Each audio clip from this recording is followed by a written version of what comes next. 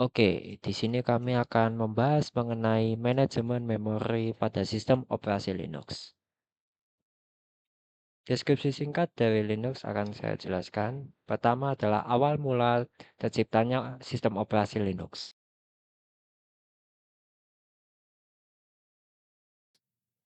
Linux awalnya merupakan proyek hobi dari seorang mahasiswa asal Finlandia bernama Linus Torvalds yang terinspirasi dari Minix, sebuah sistem Unix kecil yang dikembangkan oleh Andrew Tannenbaum.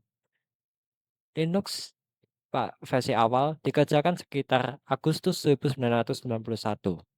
Kemudian pada 5 Oktober 1991, Linus mengumumkan versi terbaru dari Linux yang saat itu baru bisa menjalankan shell bash dan compiler GCC. Kunci pertumbuhan cepat dari sistem operasi Linux adalah karena kernelnya dikembangkan secara independen dan memanfaatkan jaringan internet, Linux berkembang dengan kecepatan yang luar biasa. Komunitas pengembang yang tersebar secara geografis dengan latar belakang pengetahuan yang beragam saling berkolaborasi untuk menyempurnakan sistem ini hingga menjadi seandainya sekarang. Kemudian karakteristik utama dari Linux adalah open source dan lisensi GNU, kernel yang fleksibel, keamanan dan stabilitas tinggi, shell dan antarmuka grafis GUI, dukungan arsitektur luas, dan sistem distribusi atau distro. Kemudian area penggunaan dan target pengguna dari sistem operasi Linux adalah pertama desktop PC, kemudian ada server jaringan dan tanpa kepala atau headless, kemudian ada lingkungan DevOps, cloud computing, perangkat seluler dan IoT, dan superkomputer. Dalam aktivitas sehari-hari, kita dapat melihat 4 skenario kerjanya. Yang pertama, demand paging. Saat membuka aplikasi berat seperti Chrome, Linux hanya memuat data yang sedang dilihat saja, sehingga hemat RAM. Kedua, swapping out. Aplikasi latar belakang yang paling pasif, otomatis dipindahkan ke SSD atau HDD swap saat RAM penuh. Ketiga, paging in. Ketika aplikasi pasif tadi dibuka kembali, datanya akan ditarik lagi ke RAM dengan cepat. Keempat, OOM killer.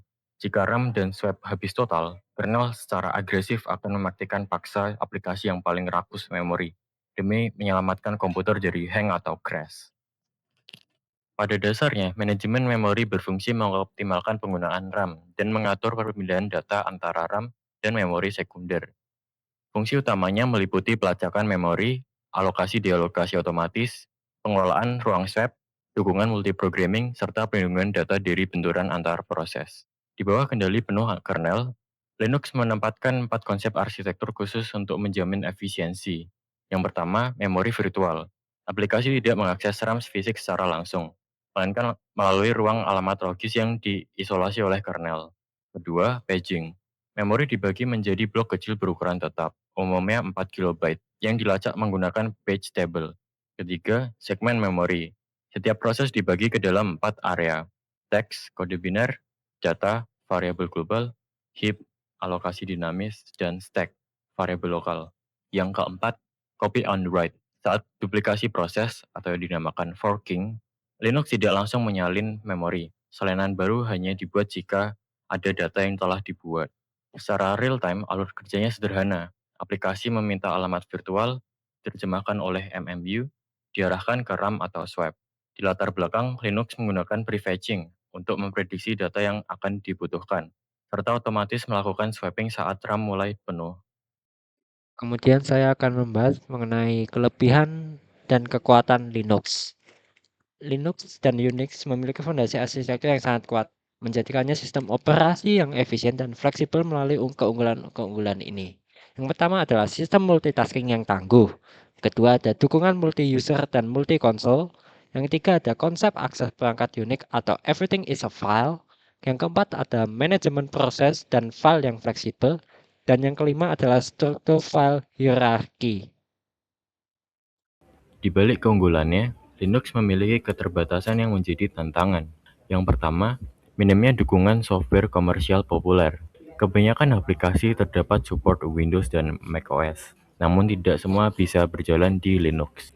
Kedua, perangkat keras tertentu belum optimal. Terkadang masih dijumpai komponen perangkat keras spesifik atau langka yang belum didukung. Ketiga, ketergantungan pada perintah berbasis teks. Pengelolaan sistem sepenuhnya mengandalkan berbasis perintah teks melalui shell. Bagi pemula, hal ini memicu kesulitan tersendiri karena adanya kewajiban untuk menghafal dan memahami perintah-perintah teks tersebut. Jadi intinya, manajemen memori Linux itu memiliki 5 trik cerdas berikut ini. Yang pertama adalah trik ilusi atau virtual memory. Yang kedua adalah prinsip hemat atau demand paging. Ketiga adalah berbagi memori atau copy on write. Keempat ada sistem peramal atau prefetching. Dan yang kelima adalah tombol darurat atau OOM killer. Ini dia 5 poin inti dari seluruh obrolan kita. Yang pertama, Linux itu fondasi dunia digital. Kedua, ada plus minusnya. Kedua, bikin ilusi di RAM. Prinsip hemat. Yang kelima, memiliki tombol darurat OOM killer.